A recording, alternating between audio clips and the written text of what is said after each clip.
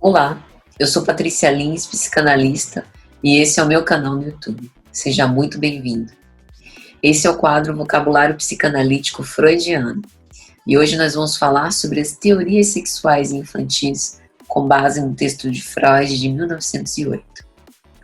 As principais teorias sexuais infantis apresentadas por Freud são o pênis comum a todos os gêneros, a teoria cloacal, segundo a qual o bebê sai pelo ânus, a concepção sádica do coito, e a teoria do beijo fertilizante, de que os bebês seriam gerados pelo beijo. Detalhando um pouco melhor as teorias, a primeira, do pênis comum a todos os gêneros, é explicável porque, a princípio, a criança não faz distinção anatômica entre os sexos. Assim, todos, inclusive as mulheres, possuiriam um pênis ou deveriam possuir.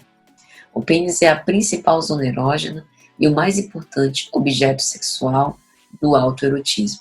Então, mais tarde, as crianças vão perceber que há uma diferença entre os genitais masculinos e femininos, mas ainda não tendo descoberto a vagina, é elaborada outra teoria de que os genitais femininos, pela ausência do pênis, foram mutilados, trazendo à tona a angústia da castração.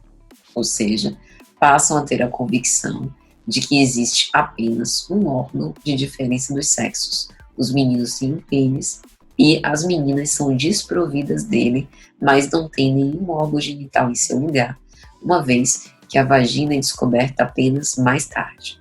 As meninas também têm interesse e curiosidade pelo pênis, mas percebem que são desprovidas do mesmo e passam a experimentar a inveja do pênis. Os meninos têm algo que as meninas não têm, e daí vem a privação, a sensação de falta, de carência. Aliás, ao especular como o bebê foi parar dentro da mãe, é gerado um conflito infantil pela investigação e suposição que o pênis penetrou a vagina. E é aí que as crianças suspendem a investigação. O obstáculo que as impede vem da concepção de que até então a mãe possui um pênis como o pai. As hesitações e dúvidas se desdobram na necessidade de um trabalho posterior por conta da ignorância da existência da vagina.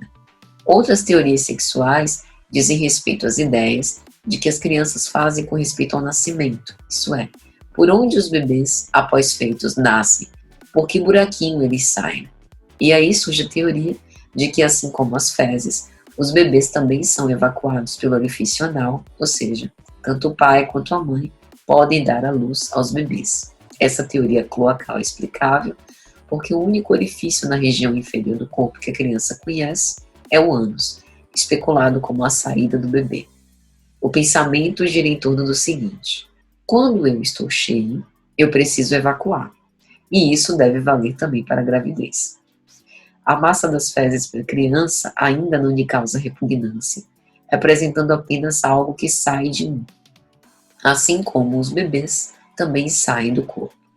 Segundo essa teoria, portanto, os homens também teriam possibilidade de gerar filhos. É importante ressaltar que isso não coloca a criança em nenhuma dinâmica homoafetiva necessariamente.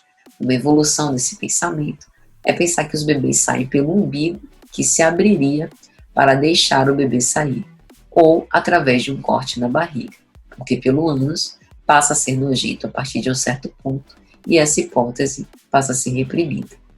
Há também uma teoria relacionada à concepção sádica do coito, segundo a qual o ato sexual para a criança, grosso modo, é interpretado como uma violência do mais forte, o pai, em relação ao mais fraco, a mãe. Também há teorias sexuais formuladas sobre as relações sexuais dos pais, que o beijo pode provocar fecundação, por exemplo, ou seja, a criança seria gerada pelo beijo, que comprova a boca como zona erógena, teoria mais fortemente considerada entre as meninas. Essas teorias sexuais podem ser atribuídas a fantasias sexuais conscientes como reflexo da organização sexual inconsciente psíquica. Eu sou Patrícia Lins, psicanalista, esse é o quadro Vocabulário Psicanalítico Freudiano, e hoje nós falamos sobre as teorias sexuais infantis. Espero que vocês tenham gostado e até a próxima.